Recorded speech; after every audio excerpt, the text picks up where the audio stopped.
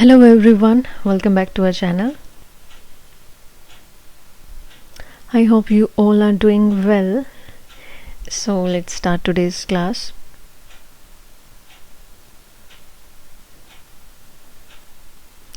So yes, if you are new, then first subscribe, like, share and comment. And for PDF, you have to follow my Telegram page, that is Fine Art Classes. Okay so आज का topic है modern trends in India और we can say modern trends in Indian art.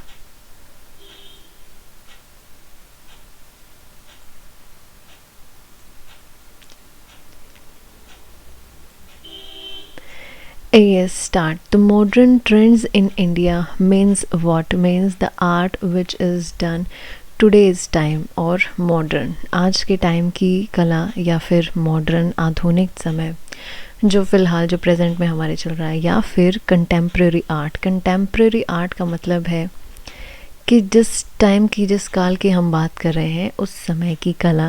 अब हम कर रहे हैं modern time, modern trends यानी कि present time. So modern and contemporary time हमारा माना जाता है आफ्टर ब्रिटिश इंडिया. सो देख लेते हैं एक बार.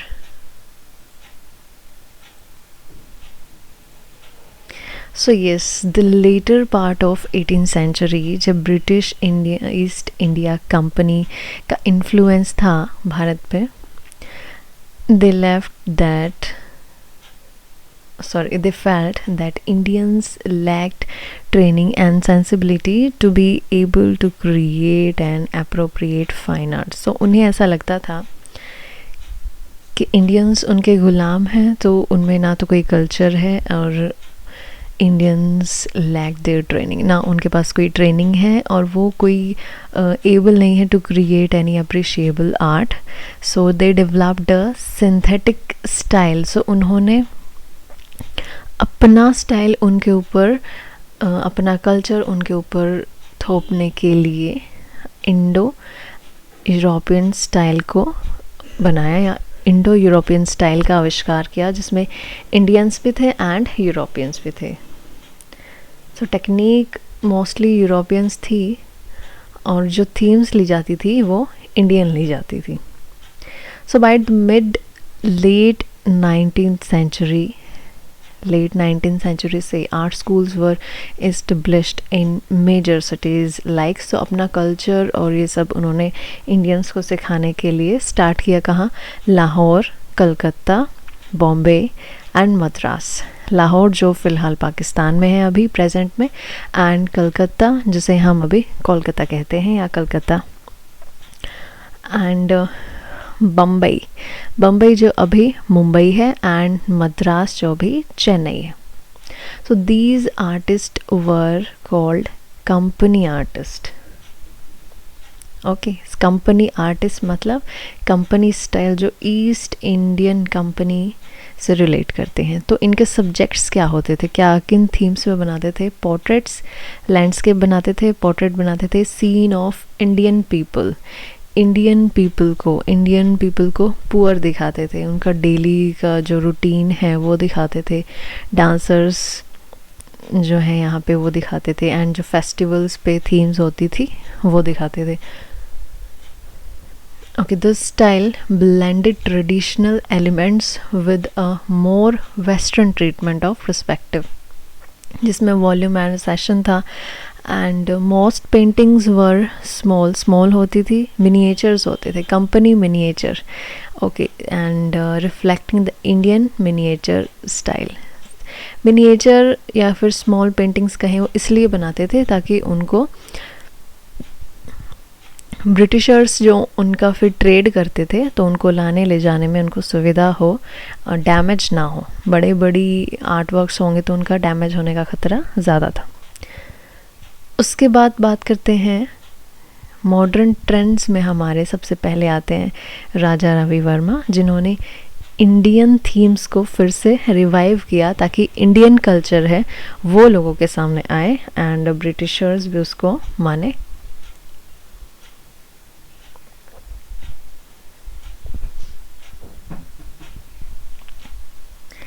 सो ये है राजा रवि वर्मा। सो राजा रवि वर्मा के बारे में कहें तो he was an Indian painter and artist and he is considered among the greatest painters in the history of Indian art. His works are one of the best examples of fusion of European academic art with a pure Indian sensibility and iconography।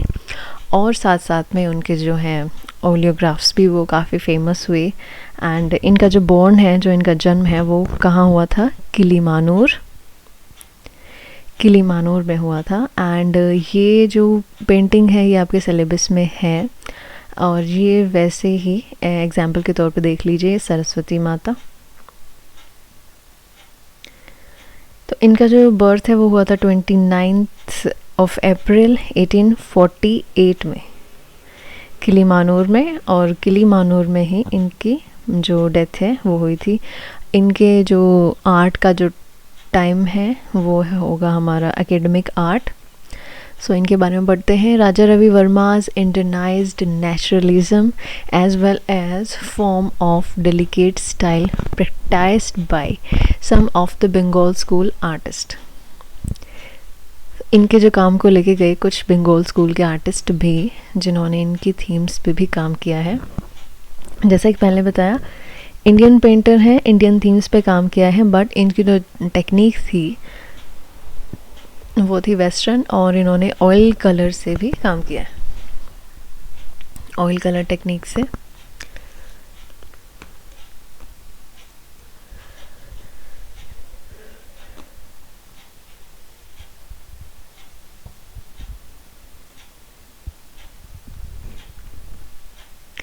Okay, his paintings are realistic and his oleographs अगर किसी के पूछें तो राजा रवि वर्मा के ही हैं, and जो modern trends में हमारे सिलेबस में है। Oleographs of gods and goddesses are worshipped in millions of homes even today. Of course even today, this is so true. So ये इस तरह की जो पिक्चर्स हैं हमारे भारतीय देवी देवताओं की, इंडियन कल्चर की, वो सभी इन्हीं की देन है। And Ram vanquishing the pride of ocean, ये हमारी है इस बार की पेंटिंग। आगे बढ़ते हैं। So India's first nationalist art school कौन सा था? ये बात कर रहे हैं बंगाल स्कूल के बारे में, जो कि Kala Bhavan, and was set up in 1919 as the part of newly established Vishwa Bharati university का पार्ट है। शांति निकेतन, और किसका कॉन्सेप्ट था ये? Conceptualise by poet Rabindranath Tagore. So Shantiniketan के बारे में पूछे तो रविंद्रनाथ टैगोर, एंड बंगाल स्कूल के बारे में पूछे तो Abanindranath Tagore. So they thought that art need not to copy the world but to create its own world out forms, अपनी फॉर्म्स, किसी और का कल्चर या किसी और का स्टाइल कॉपी नहीं, अपनी फॉर्म्स, अपनी लाइंस, अपने कलर पैचेस, मतलब अपने उनके आइडियाज़, अपनी थीम्स और अपनी technique. Indian art was betrayed by Britishers, ठीक है, जो ब्रिटिशर्स ने सिखाया वो नहीं, इंडियन जो है उसी में काम करना चाहते। सो अवनींद्रनाथ आगे, Abanindranath and E.B. Hebel initiated the school which has left a lasting impact on Indian art scenes, of course, and इनके बाद फिर जैसे जैसे इनके आगे शिष्य आते गए, इनके स्टूडेंट्स, जो जिनमें हैं गगनेंद्र नाथ ठाकुर, इनके परिवार से Nandlal Bose, Vinod Bihari Mukherjee,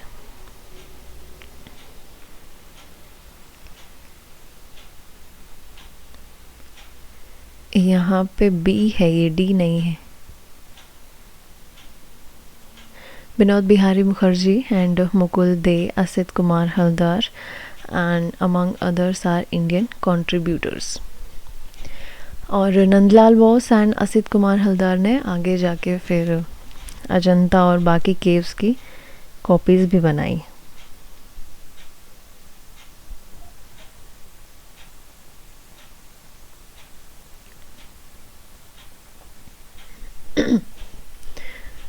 move on to Amrita Shergil. इसके बाद फिर अमृता शेरगिल के बारे में बात करते हैं मॉडर्न ट्रेंड्स के लिए। अमृता शेरगिल का जो है वो बर्थ या जो टाइम पीरियड माना जाएगा वो 1913 से 1941, बहुत कम ही इनका जो जीवन का समय है वो कम रहा, और लगभग 28-29 की लाइफ जर्नी इन्होंने जी है। ये हैं half Hungarian and half Indian. जो इनके पिता हैं वो इंडियन हैं एंड जो इनकी माता जी हैं वो हंगेरियन थी। हाफ हंगेरियन और हाफ इंडियन इनको माना जाता है। Emerges a unique female artist हैं ये अब तक की till now, who contributed immensely to modern Indian art through the 1930s. She was trained in Paris. बाहर से ये ट्रेनिंग करके फिर इंडिया आई थी and had a first hand experience in Europe modern art trends such as impressionism, post expressionism, इनसे प्रभावित थी। और गॉगन जो आर्टिस्ट हैं, पॉल गॉगन, इनसे ज़्यादा इन्फ्लुएंस थी। So after deciding to make India her base, she worked to develop art with Indian themes and images. So बाहर से, पेरिस से and impressionism and post impressionism, ये जो हैं इज़म्स हैं ये हमारे आर्ट में। आगे जाके हम पढ़ते हैं जैसे एकेडमिक आर्ट का जो इज़म था राजा रवि वर्मा में। इन सब से प्रभावित होने के बाद इन्होंने इंडिया वापस आने का जो है डिसीज़न लिया और इंडियन थीम्स पे ही काम करने के लिए इन्होंने फिर डिसाइड किया। Amrita Shergil assimilated miniature and mural traditions of Indian art. Indian art से काफ़ी प्रभावित हुई है जब यहाँ के यात्रा करके, and Indian miniature and mural traditions से इन्होंने प्रभावित होकर काम किया। ये जो इनकी एक पेंटिंग है, इसमें 3 गर्ल्स को इन्होंने दिखाया है जो कि पंजाब ट्रेडिशन से रिलेट करती हैं, और ये उनका self portrait by Amrita Shergil. ये उन्होंने अपना पोर्ट्रेट बनाया है ऑयल कलर में। उसके बाद बात करेंगे कलकत्ता ग्रुप की। कलकत्ता ग्रुप यानी कि कोलकाता ग्रुप बना जो कुछ आर्टिस्ट ने मिलके बनाया है 1943 में। Another major change in the formation of Calcutta group in 1943 under the leadership of, कौन थे इनके leader? Pradosh Das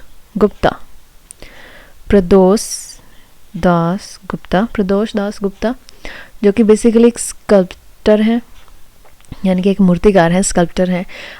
very young artist formed Calcutta group which influenced आगे जाके निरोध मजुमदार, पारितोष सेन, गोपाल घोष एंड रतिन मोइत्रा।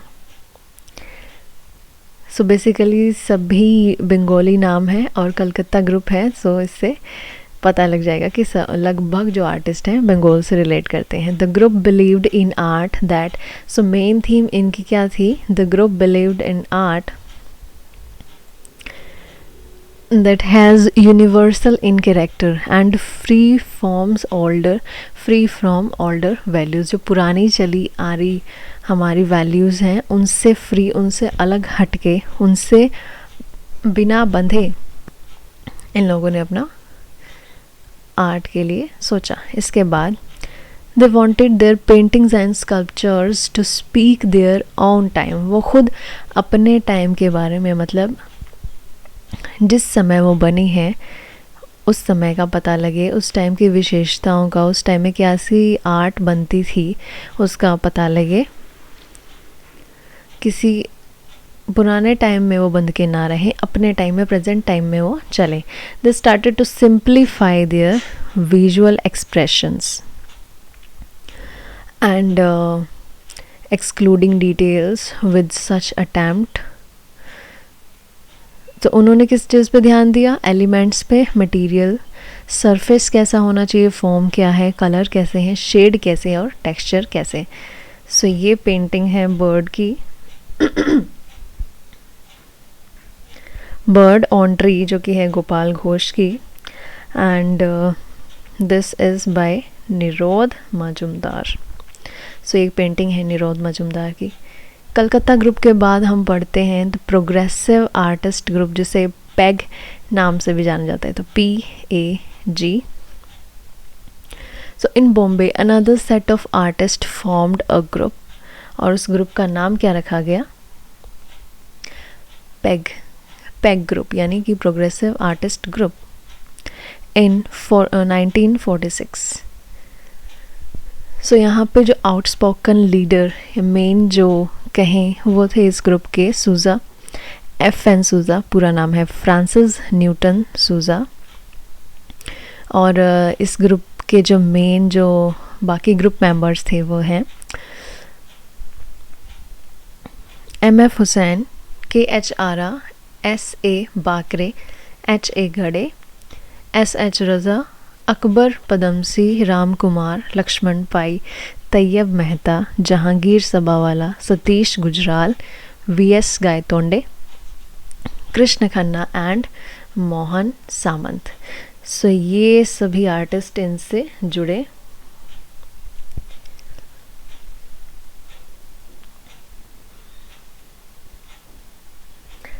सो ये जो पेंटिंग है ये है SH रज़ा की बनाई हुई, और ये है FN सूज़ा की।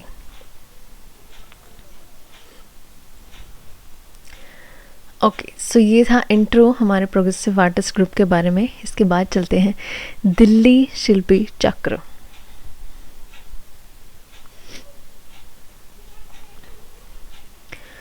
सो दिल्ली शिल्पी चक्र तब बना था जब 1949 में हमारी पार्टीशन के बाद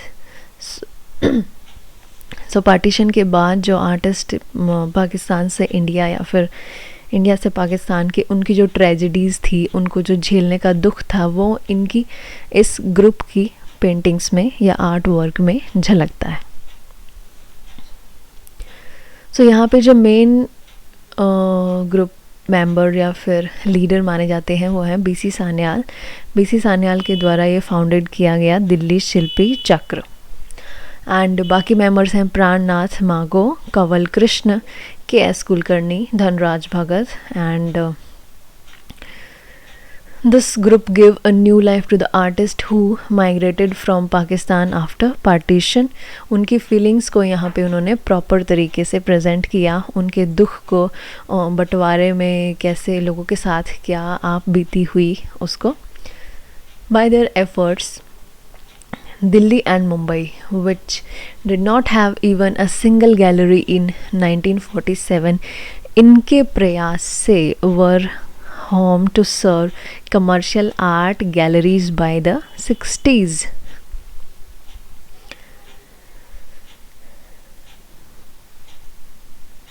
So ये कुछ आर्ट वर्क्स हैं। सो ये जो आर्ट वर्क है दिस इज़ बाय प्राणनाथ मागो, और ये हैं धनराज भगत के स्कल्पचर्स।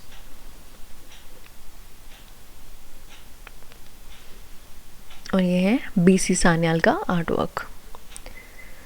उसके बाद बनता है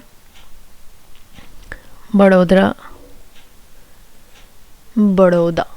यस, उसके बाद आया हमारा बड़ौदा ग्रुप, जो कि आया हमारे सामने 1957 में, और ये बना under the guidance of NS Bendre. Prominent artist of Baroda include Bhupen Kakkar, Ghulam Mohammed Sheikh, Jyoti Bhatt, Dave, Vivan Sundaram and KG Subramanyam, और ये इनके कुछ आर्ट वर्क्स हैं।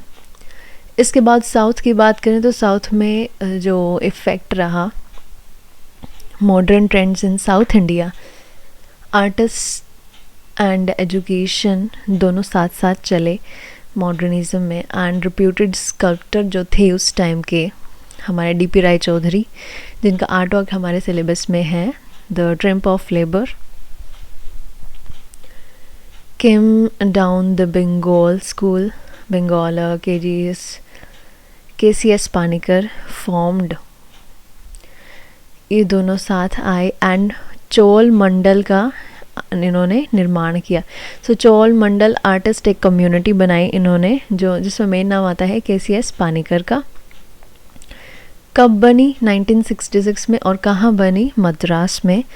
एंड ऑल दीज आर्टिस्ट और जितने भी ये मूवमेंट्स हमने पढ़े या ग्रुप्स पढ़े, provided the new form of art and brought Indian art to the global platform.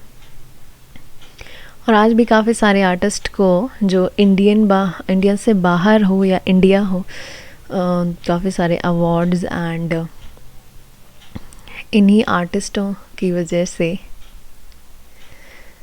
इतनी सारी आर्ट गैलरीज और इतना सब नई फॉर्म्स एंड न्यू ग्रुप्स मिले हैं।